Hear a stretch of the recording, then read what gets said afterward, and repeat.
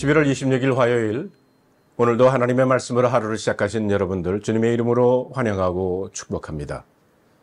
오늘 우리에게 주시는 하나님의 말씀은 오베드야 1장 10절로 16절까지 있는 말씀입니다. 제가 봉독하겠습니다. 내가 내 형제 야곱에게 행한 포악으로 말미암아 부끄러움을 당하고 영원히 멸절되리라. 내가 멀리 섰던 날 곧 이방인이 그의 재물을 빼앗아 가며 외국인이 그의 성문에 들어가서 예루살렘을 얻기 위하여 제비 뽑던 날에 너도 그들 중 한 사람 같았느니라. 내가 형제의 날 곧 그 재앙의 날에 방관할 것이 아니며 유다 자손이 패망하는 날에 기뻐할 것이 아니며 그 고난의 날에 내가 입을 크게 벌릴 것이 아니며 내 백성이 환난을 당하는 날에 내가 그 성문에 들어가지 않을 것이며 환난을 당하는 날에 내가 그 고난을 방관하지 않을 것이며 환난을 당하는 날에 내가 그 재물에 손을 대지 않을 것이며 내 거리에 서서 그 도망하는 자를 막지 않을 것이며 고난의 날에 그 남은 자를 원수에게 넘기지 않을 것이니라. 여호와께서 만국을 벌할 날이 가까웠나니 내가 행한 대로 너도 받을 것인즉 내가 행한 것이 내 머리로 돌아갈 것이라. 너희가 내 성산에 마신 것 같이 만국인이 항상 마시리니 곧 마시고 삼켜서 본래 없던 것 같이 되리라. 오늘 저와 여러분에게 주시는 하나님의 말씀입니다. 기도하겠습니다. 하나님 감사합니다. 오늘도 말씀 속에서 우리를 향한 하나님의 음성을 듣는 우리 모두가 되게 하여 주시옵소서. 우리 주 예수 그리스도의 이름으로 간절히 기도하옵나이다. 아멘. 우리가 오늘 읽은 오바댜서는 구약 성경 중에서 한 장으로 된 가장 짧은 책입니다. 오바댜란 그 이름은 여호와의 종이다라는 뜻을 가지고 있어요. 근데 오늘 이 말씀은 에돔 족속을 향한 하나님의 말씀입니다. 에돔은 야곱의 형 에서의 후손들이 남쪽으로 이주를 해서 세운 나라입니다. 창세기 25장에 보면 이삭의 아내 리브가가 쌍둥이를 임신한 후 두 아들을 낳습니다. 그 두 아들은 먼저 세상에 나가려고 태중에서부터 싸웠어요. 그리고 전신이 붉은 털로 덮인 남자아이가 먼저 세상에 나오고 그의 팔뒤꿈치를 잡고 다른 남자아이가 따라 나옵니다. 먼저 나온 아이가 에서이고 뒤에 나온 아이가 야곱이었습니다. 아버지 이삭은 남자다운 에서를 좋아했고 어머니 리브가는 가정적인 야곱을 사랑했습니다. 외적인 조건에서 보면 에서가 야곱보다 나았습니다. 그런데 하나님은 야곱을 약속의 자녀로 택하셨어요. 야곱은 결국 어머니 리브가의 도움을 받아가지고 아버지 이삭과 형 에서를 속이고 팥죽 한 그릇에 형의 장자권을 얻고요. 아버지 이삭을 속여 장자 축복을 대신 받게 됩니다. 그리고 형 에서의 노염을 피해서 외삼촌 라반이 사는 밧단 아함으로 도망을 갑니다. 그는 그곳에서 20년을 지내면서 외삼촌 라반의 딸인 레아와 라헬과 결혼을 하고요. 그들의 여종들인 실바와 비라를 첩으로 맞이합니다. 그리고 그들에게서 많은 자녀들을 얻게 됐어요. 야곱은 외삼촌 라반이 자신을 계속해서 속이고 삭슬 제대로 주지 않는 것에 반감을 가지고는 외삼촌 라반에게 꾀를 부려 큰 재산을 얻게 됩니다. 그리고 외삼촌 라반과 그의 아들들이 자신의 재산에 대해 욕심을 내는 것을 보고서는 온 가족을 데리고 고향으로 도망을 칩니다. 그는 밧단 아람에서 고향 가나안으로 돌아온 길에 야복 강가에 이르게 되죠. 그런데 자신이 고향으로 돌아온다는 소식을 듣고는 형 에서가 군대를 이끌고 온다는 소식을 들었어요. 그는 다시 외삼촌 라반의 집으로 돌아갈 수 없는 처지에 형의 군대가 달려온다는 소식을 듣고는 걱정이 되어서 밤에 잠을 이루질 못합니다. 그런데 그 밤에 하나님의 천사와 환도뼈가 위골될 정도로 격렬한 씨름을 하고 난 후에 천사로부터 하나님의 축복을 받습니다. 하나님은 그의 이름을 야곱에서 이스라엘로 바꿔주셨어요. 그는 육신으로는 평생 절름발이 신사가 되었지만은 영적으로는 야곱에서 이스라엘로 바뀌는 축복을 받습니다.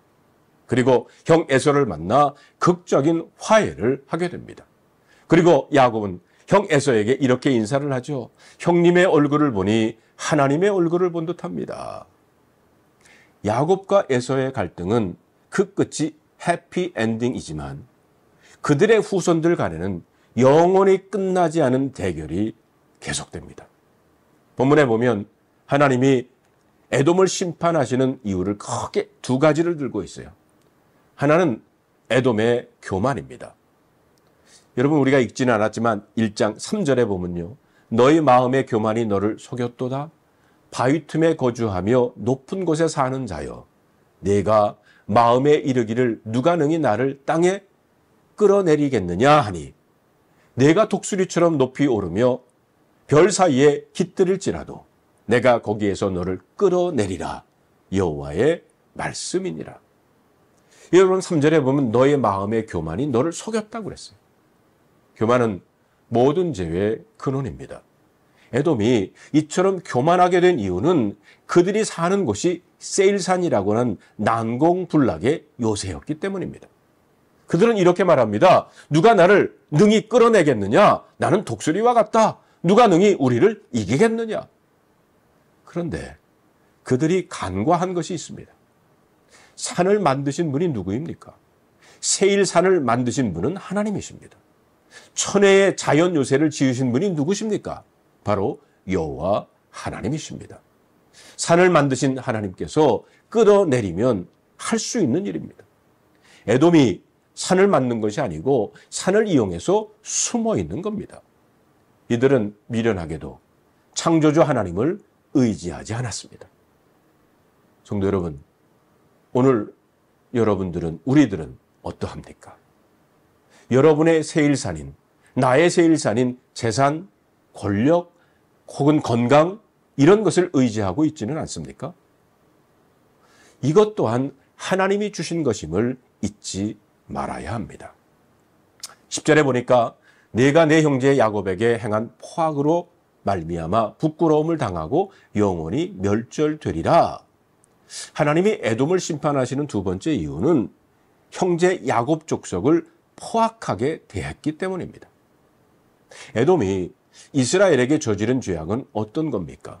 11절에 보니까 내가 멀리 섰던 날 곧 이방인이 그의 재물을 빼앗아가며 외국인이 그의 성문에 들어가서 예루살렘을 얻기 위하여 제비 뽑던 날에 너도 그들 중 한 사람 같았느니라. 여기서 말하는 이방인과 외국인은 바벨론을 뜻합니다. 바벨론의 느부갓네살 왕이 기원전 586년 남유다를 멸망시킵니다. 그리고 유다 백성들을 포로로 잡아가요. 성전이 불타고 성전 보물들은 바벨론으로 빼앗기고 맙니다. 시드기야 왕은 두 눈이 뽑히고 쇠살로 묶여서 바벨론으로 잡혀갑니다. 그리고 수많은 양민들이 학살을 당합니다. 이런 상황 속에서 힘이 있던 에돔 족속은 멀찌감치 서서 구경만 하고 있었어요. 같은 피를 나눈 형제들이 고난당하는 그날, 그들은 멀리 서서 구경하고 있었던 겁니다. 이 때문에 하나님께서는 그들을 심판하시겠다고 말씀하십니다. 그들은 오히려 한 걸음 더 나갑니다. 12절에 보면 내가 형제의 날 곧 그 재앙의 날에 방관할 것이 아니며 유다 자손이 패망하는 날에 기뻐할 것이 아니며 그 고난의 날에 내가 입을 크게 벌릴 것이 아니며. 에돔은 유다가 망하는 날 입을 크게 벌려 기뻐하고 즐거워했다는 거예요. 그들은 마음속 깊이 즐거워했습니다. 그들의 조상 에서가 야곱의 꾀에 빠져서 축복권을 상실하고 장자권을 잃었을 때 에서가 당한 고통을 갚아준다는 마음으로 기쁨을 만끽하고 있었던 겁니다. 이것이 하나님 보시기에 악이었어요. 13절에 보면 내 백성이 환난을 당하는 날에 내가 그 성문에 들어가지 않을 것이며 환난을 당하는 날에 내가 그 고난을 방관하지 않을 것이며 환난을 당하는 날에 내가 그 재물에 손을 대지 않을 것이며. 또한 그들은요, 유다 백성들이 바벨론에 의해서 멸망당하는 날 그들의 손에, 그들의 재물에 손을 댔다는 거예요. 재물을 훔쳐갔다는 거예요. 멀찌감치 서 구경했을 뿐만이 아니라 고통당할 때 입을 크게 벌려서 조롱하고 비웃었고 바벨론과 함께 그 유다의 재물을 탈취했다는 거예요. 동족의 아픔을 불을 취하는 기회로 삼았던 그들을 하나님께서는 책망하고 심판하고 계십니다. 15절에 보니까 여호와께서 만국을 벌할 날이 가까웠나니 내가 행한 대로 너도 받을 것인즉 내가 행한 것이 내 머리로 돌아갈 것이다. 하나님은 자기 백성을 핍박하는 자를 반드시 심판하시는 분입니다. 사랑하는 성도 여러분, 여러분이 억울한 일이 있다고 해서 너무 슬퍼하지 마시기를 바랍니다. 하나님이 갚아주실 줄로 믿습니다. 그분의 손에 여러분의 억울함을 맡겨놓으시기를 바랍니다. 하나님은 이스라엘의 죄에 대해서는 그들을 이방인의 손에 넘기실 때 남은 자들을 남겨두겠다고 약속하시지만 에돔에 관해서는 그런 약속하시지 않았어요. 에돔 족속은 완전히 진멸하고 맙니다. 에돔은 철저히 파괴됩니다. 그래서 오늘날 고고학자들이 그 지역을 탐사해 보면 과거의 유물이 거의 남아있지 않다는 거예요.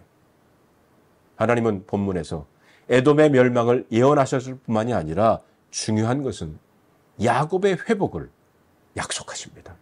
17절에 보니까 오직 시온산에서 피할 자가 있으리니 그 산이 거룩할 것이요 야곱 족속은 자기 기업을 누릴 것이며 18절에 야곱 족속은 불이 될 것이며 요셉 족속은 불꽃이 될 것이며 에서 족속은 지푸라기가 될 것이라. 그들이 그들 위에 붙어서 그들을 불사를 것인즉 에서 족속에게 남은 자가 없으리니 여호와께서 말씀하셨습니다. 이것은 유대인들이 바벨론 포로에서 해방되어서 고향 예루살렘으로 돌아온다는 것을 상징하는 것이기도 하지만 그것이 전부가 아닙니다. 오바댜서에서 나오는 예언은요, 다른 예언서들과 마찬가지로 예수님의 재림과 함께 도래할 완전한 하나님의 나라에서 이루어질 것입니다. 오바댜서에 나오는 유다와 에돔의 전쟁, 야곱과 에서의 대립 구도는 성도들의 내면에서 일어나는 영과 육의 전쟁으로 이해할 수 있다는 거예요. 로마서 7장 21절로 23절에 보면 그러므로 내가 한 법을 깨달았노니 곧 선을 행하기 원하는 나에게 악이 함께 있는 것이로다. 내 속사람으로는 하나님의 법을 즐거워하되 내 지체 속에서 한 다른 법이 내 마음의 법과 싸워 내 지체 속에 있는 죄의 법으로 나를 사로잡는 것을 보는도다. 에서와 야곱, 시온성과 바벨론, 영과 육 사이의 싸움에서 하나님과 그의 백성들이 궁극적으로 승리하게 되는 줄로 믿습니다. 그것은 그리스도께서 사탄의 머리를 부수시고 죽음의 권세를 물리치시고 살아나셨기 때문입니다. 말씀을 믿는 자에게 해피엔딩으로 끝나는 기쁨을, 불신자에게는 비극적인 종말을 예언하고 있습니다. 사랑하는 성도 여러분, 우리 모두가 그리스도의 편에 선 것을 기쁨으로 여길 수 있기를 바랍니다. 기도하겠습니다. 하나님 감사합니다. 무엇보다도 하나님 편에 서기를 원합니다. 그러하기에 오늘도 하나님의 말씀으로 이 하루를 시작하오니 오늘 말씀으로 시작하는 하나님의 사랑하는 백성들을 인도하시고 보호하여 주시옵소서. 우리 주 예수 그리스도의 이름으로 간절히 기도하옵나이다. 아멘.